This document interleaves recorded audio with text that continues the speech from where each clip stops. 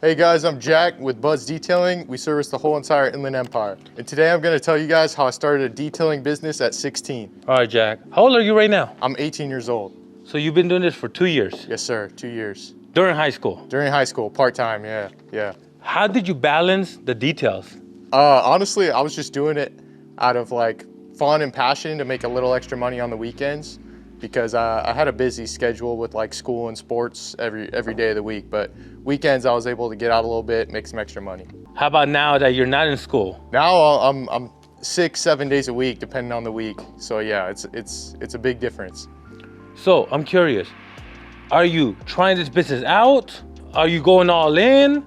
Where are you at with this business? Right, so I'm all in. Since May, I've been every day just stacking days. You know, it's not like a 9-hour day, it's like 10, 12 hours days. And I'm really trying to make it work, and I'm starting to reap the benefits of it. It's all coming together. So I'm all in, yes sir. All right, what do we have in the works today? Today we got 2 maintenance washes. About 3-4 months ago, I did a clay and seal treatment on both of them. So we're just gonna touch them up.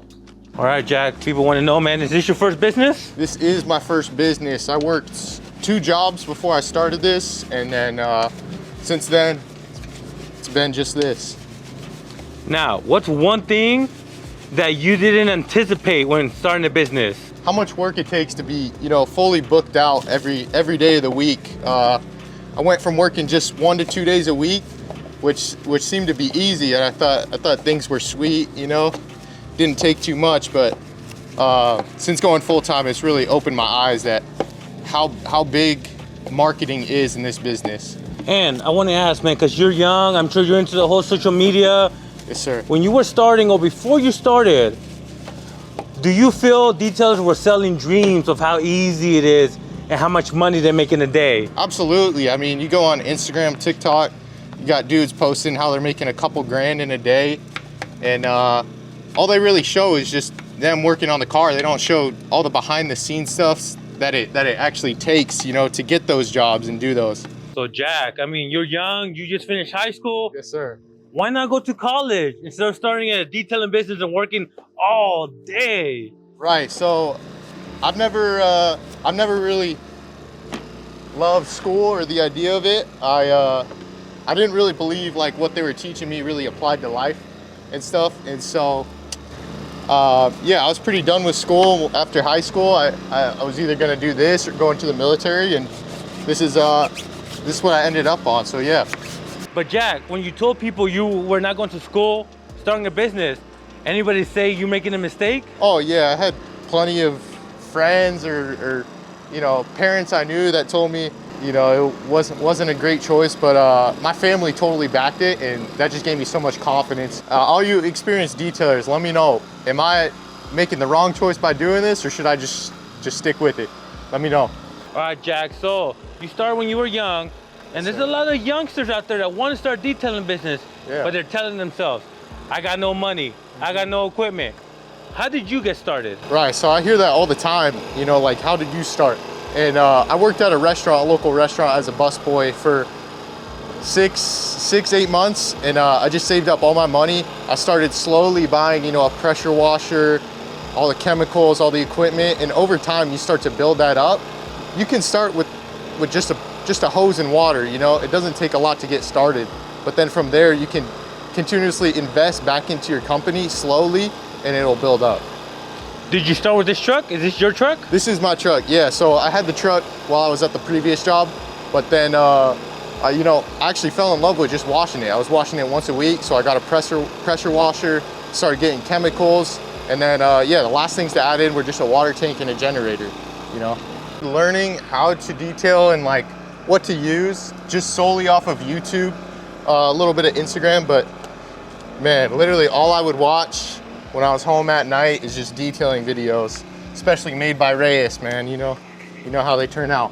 Is there one thing that you notice isn't true that detailers are promoting or saying? You know what I mean?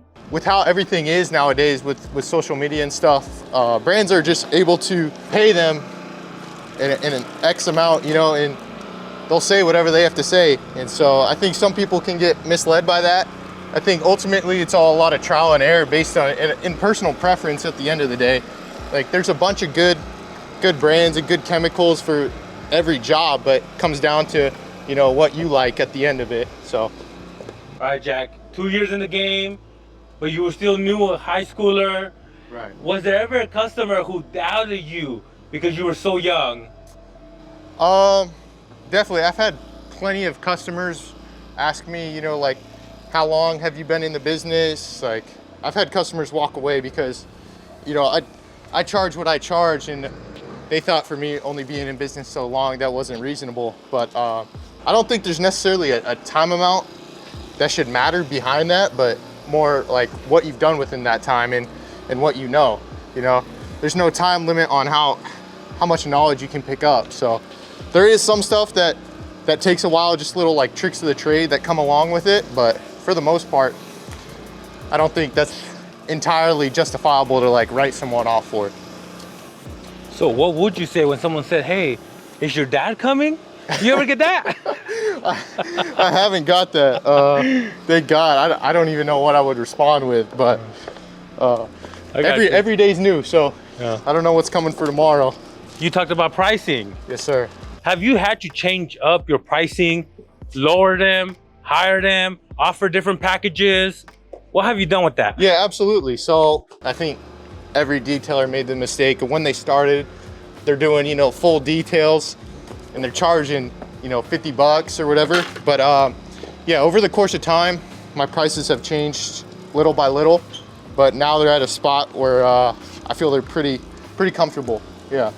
All right, man. So for pricing, yeah, you've raised your prices before, right? I have. Couple times now. Hey, were you afraid that you were gonna lose clients? Did you lose clients? I definitely have lost clients, but I think all part of it is when the time when you raise your prices is when you start realizing you have too much business in bigger markets that you can start to funnel out your lower paying clients. And so I still like to take care of them. You know, if I have a free day and they want to wash or something, sure, I'll do it for a lower price, absolutely. But the key of raising your prices is you got to be able to funnel it so that you have those higher paying clients before you start to get rid of your lower paying clients. It's all about just getting in the right markets, you know. Also, raising your prices, the way I've always done it and how I learned to do it the right way is, you know, with your clients that are paying those lower prices, start to add in, you know, free little things, maybe shampoo their floors for free, or just do little touches, you know, that mean something, but that'll make your new pricing all the more worth it. Yeah, you know what I'm saying. But yeah, just start doing little things for free. Clients will pick onto that, and then you can eventually start to raise your prices. All right, Jack, so I see you're still growing your business. What's the next upgrade for your detailing business? Honestly, for me, the next upgrade would be another setup, hopefully a van. As I'm getting more and more business, I just want to continue to scale it and almost to that point where I can get a second crew going. So hopefully within the next 2-3 months, I'll have a van of some sorts kitted out. I'm tired of my gas bill. I'm getting like 11 miles per gallon, so. Dang. So that's no fun. All right, Jack. So, you know, every detailer has a couple stories.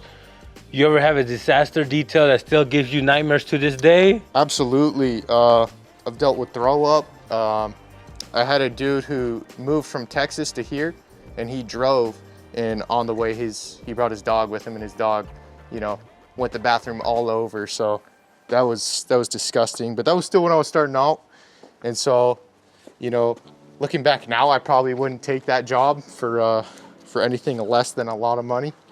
But yeah, I just upcharged him a little bit and I took care of it, but probably won't ever do that again.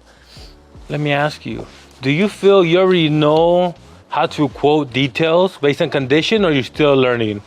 Like price them? Yeah. I think I've got it down to a good amount. I don't really deal with many disaster details now.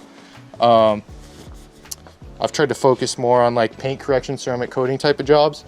And so other than like maintenance washes, you know, clay and seal, stuff like that, I'll still do like a little bit of steam cleaning or extraction, but I'm kind of filtering that out with just trying to land more paint correction jobs. those are fairly easier to price, you know. Usually I'll offer a free test spot for a client, just to like, I had a dude with like his paint was all oxidized on 4 or 5 year old Range Rover, and he's like, what can you do about this? And it was in terrible condition. I didn't think I could really do much. And so he's like, can you just throw a wax on it? I was like, yeah, I mean, it's not gonna do too much. Let me, you know, go ahead and give it a test spot. And so I gave it a test spot, and he left to go to Home Depot, and I called him. I was like, are you gonna be home soon? Like, I have to show you this. And immediately when he came home and saw it, he's like, all right, let's go with it. So for all my detailers out there, that's a new thing I've kind of picked up on to help book some correction and coatings. Just offer a free test spot, you know. Doesn't hurt, takes 10, 15 minutes, and it might be able to fully change their mind. So yeah. All right, Jack, so I see you using Coach Kemi. Yes, sir. Are you a believer now, bro? Honestly, this is the first Coach Kemi product I've used. Second, but I love it. I used to use P&S Express, and I just felt it was a little too streaky sometimes. But this, I mean, I dilute it 1 to 10, and you know, you get a lot of product for the price of it. You know, people complain about the price, but it's heavily dilutable. So, you know, there's bonuses, and I think it does the job really well. Yeah.